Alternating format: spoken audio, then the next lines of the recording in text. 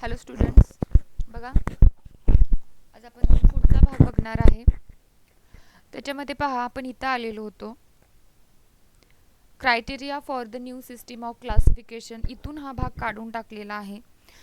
तुम्हाला सुद्धा मी सांगितलं की PDF मध्ये बघा, चेक करा. मी जे सांगते ते काही वाटलं की हा भाग नाही काढलेला तर तसं सांगा मला, आपण चेक करू, पुन्हा रिचेक करू.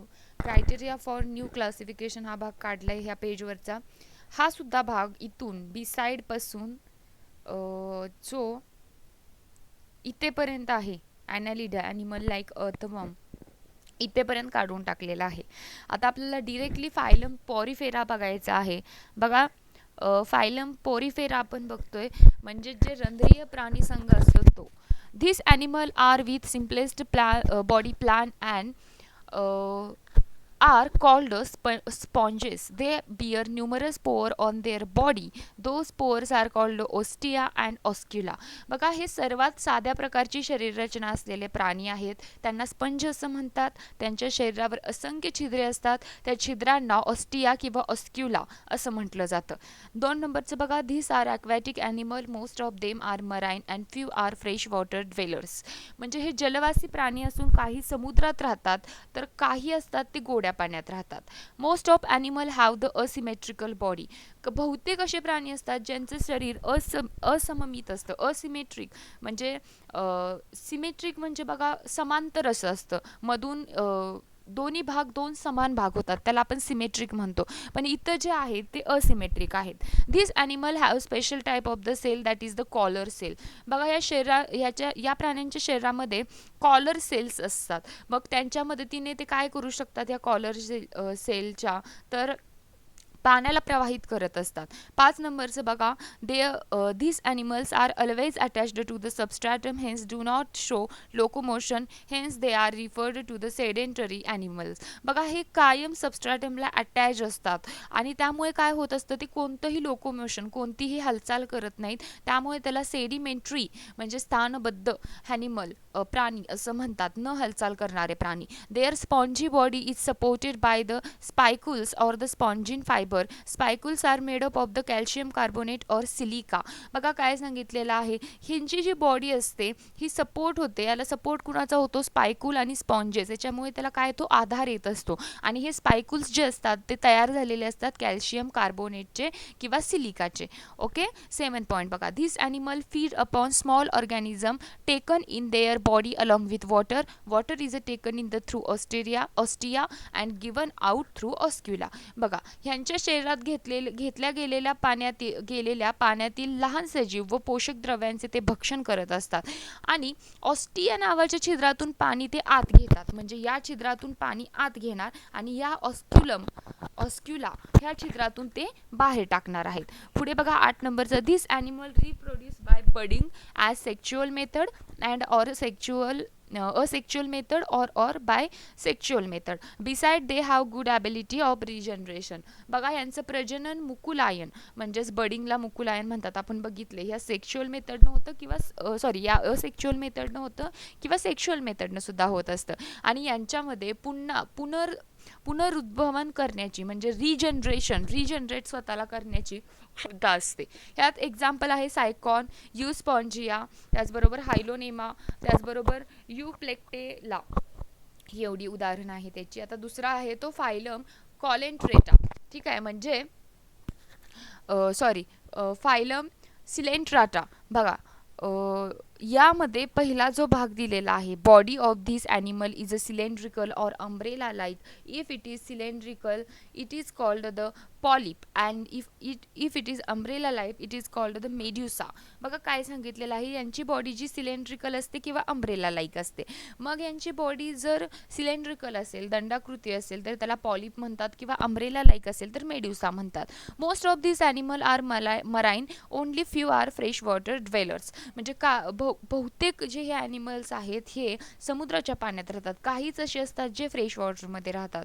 Body of this animal is a radial symmetrical and diploblastic. बघा, काय सांगितलेलं आहे, यांची जी बॉडी असते ही काय सांगितलेलं आहे, रॅडियली सिमेट्रिकल असते म्हणजे समांतर असते आणि डायप्लोब्लास्टिक एक असते.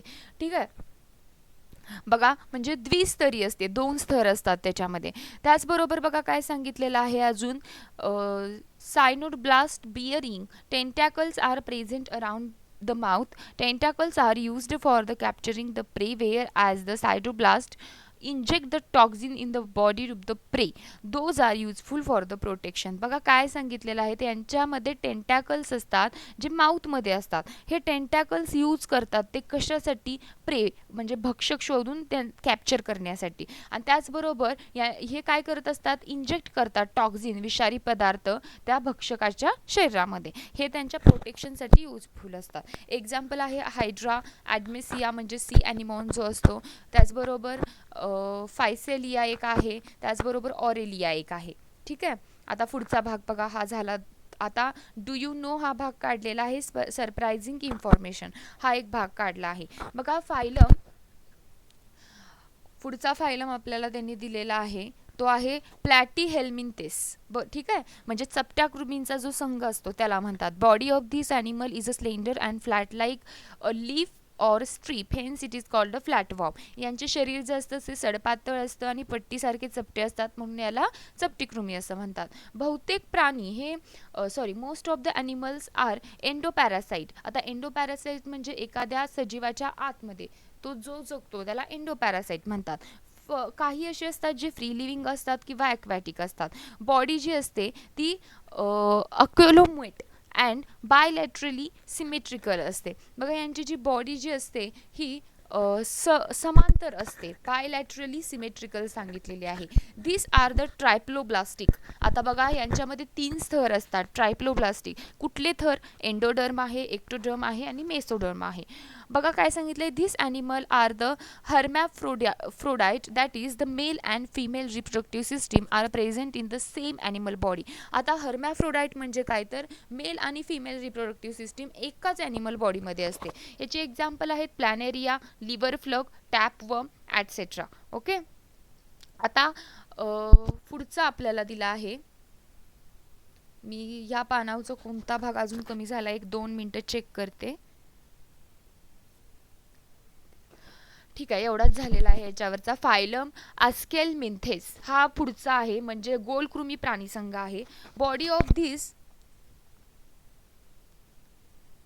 बघा body of this animal is a long thread like or cylindrical, hence they are called a round worm. ह्यांची बॉडी जी असते ती लॉंग असते, धाग्यासारखी असते, सिलेंड्रिकल दंडाकृतीसारखी असते, म्हणून तिला आपण राऊंड वॉर्म्स असं म्हणतात. This animals are either free living or endoparasite. Free living animals are either aquatic or terrestrial.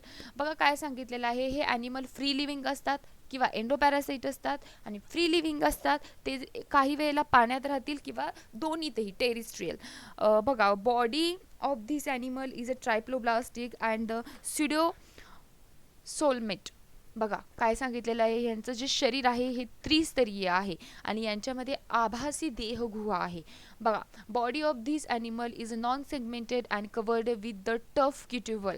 ह्यांची जी आहे नॉन सेगमेंटेड बॉडी आहे. सेगमेंट दिसत आहेत का कुठे बॉडीवर, या शेजारी आकृती दाखवल्याच्या नाही. मग बघा आणि कवर होतीये टफ क्युटिकलनं. This animals R युनिसेक्च्युअल. बघा हे जे ॲनिमल आहे ते हे एक लिंगी आहेत, युनिसेक्च्युअल आहेत. एक्झाम्पल आहे ॲस्कॅरिस म्हणजे जे पोटातले जंत असतात ते, फिलॅरियल वोम एक आहेत, हत्तीपाय रोगाचा जो जंत असतो तो, आणि लोया लोया म्हणजे बघा आय वॉर्म डोळ्यामधले जंत असतात ते. पुढचा भाग जो आहे इंटरनेट इज माझा इज माय फ्रेंड, हा भाग कट झालेला आहे. फायलम ॲनेलिडा. आता फायलम ॲनेलिडा आहे तो बघा वलई प्राणीसंघ म्हटलं जातं. Body of this animal is a long cylindrical metamerically segmented आहे. Most of animal are free living, but few are ectoparasite. Free living animal may be marine freshwater dwellers. बघा बहुतेक ॲनिमल फ्री लिव्हिंग असतात, काही जे असतात एक्टोपॅरासाइट असतात. म्हणजे ecto आणि एंडोचा फरक समजून घ्या. एक्टो म्हणजे एखाद्या सजीवाच्या आत शरीरामध्ये जे राहतात ते, आणि एंडो म्हणजे आत राहतात ते, आणि एक्टोपॅरासाइट म्हणजे शरीराच्या बाहेर दुसऱ्या सजीवांवर राहतात ते. फ्री लिव्हिंग असतात ते मे बी मराईन असतात, म्हणजे समुद्राच्या पाण्यात, आणि काही असतात ते गोड्या पाण्यात आढळतात. This animal are triploblastic, bilaterally symmetrical and eucoelomate. बघा काय सांगितलेलं आहे की तीन स्तर आहेत. बायलॅट्रिकली